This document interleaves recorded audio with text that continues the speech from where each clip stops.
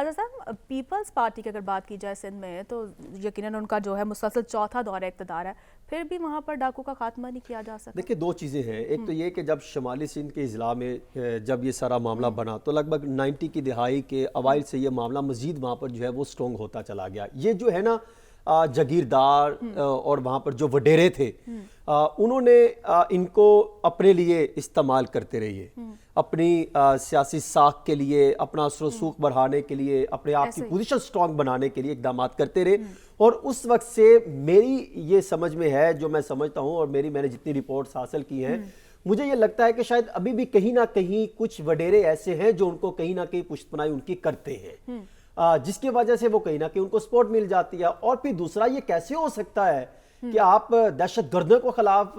جو ہے بھرپور آپریشن کر لیتے ہیں اور یہ کچے کے ڈاکو آپ سے قابو میں نہیں آ رہے؟ دیکھیں پنجاب میں آپ نے کیا، پنجاب میں پوزیشن سٹرونگ بنی، ابھی رائے سے بابر صاحب بتا رہے تھے کہ کس طریقے سے انہوں نے وہاں پہ آپریشن کیا۔ 417 چھوٹی رقم تعداد نہیں ہے، جو افراد وہاں پہ اغوا ہونے تھے وہ انہوں نے بچائے ہیں۔ یہ جو ہنی ٹریپ کا سلسلہ ہے یہ بنیادی طور پہ پنجاب سے جاتا ہے، پھر سندھ میں موو کر جاتے ہیں، اور سندھ کے جو شمالی سندھ کے علاقہ جات 16 بنتے ہیں، گھوٹکی، جیکب آباد، سکھر، پھر اس کے بعد لاڑکانہ، کشمور کے کچھ علاقہ جات، وہاں پر تو ابھی بھی کچے کے ڈاکو موجود ہیں، اور وہاں پر کیا ہاتھ نہیں ڈالا جاتا، اب وہ پھر غائب ہو جاتے ہیں ہلکا سا، اور پھر ان کے پاس جدید اسلحہ موجود ہے۔ صاحب وہاں پر جیسے کیا بتا رہے ہاتھ نہیں ڈالا جاتا، کیا وجوہات؟ دیکھیں 3-4 دفعہ یہ فیصلے ہوئے، بلکہ 8 مارچ 2023 کو بھی ایک فیصلہ ہوا تھا جس میں انہوں نے کہا تھا کہ لگ بھگ کوئی 2 ارب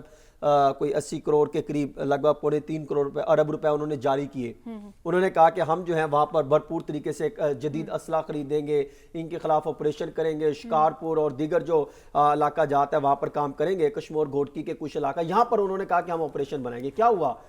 حکومت چلی گئی، اسلحہ جو لینا تھا ٹینڈر کچھ کیا وہ بالکل درمیان میں رہ گیا، اور پھر اب دوبارہ حکومت آ گئی ہے، ابھی تک وہ ہاتھ پہ ہاتھ رکھ کے بیٹھے۔ کیوں؟ کیونکہ وہی تو افراد ہیں جن کو جو انڈائریکٹلی یا ڈائریکٹلی ان کو سپورٹ کرتے تھے، اب ان کے خلاف وہ کس طریقے سے آپریشن لیں گے؟ یہ جب ان کے وڈیروں کے استعمال میں آتے رہے اور پھر ایک ان کا گروپنگ بن گئی، جب گروپ بنا تو پھر کئی جیسا چھوٹو گینگ نکلے، لالے کے بندے نکلے،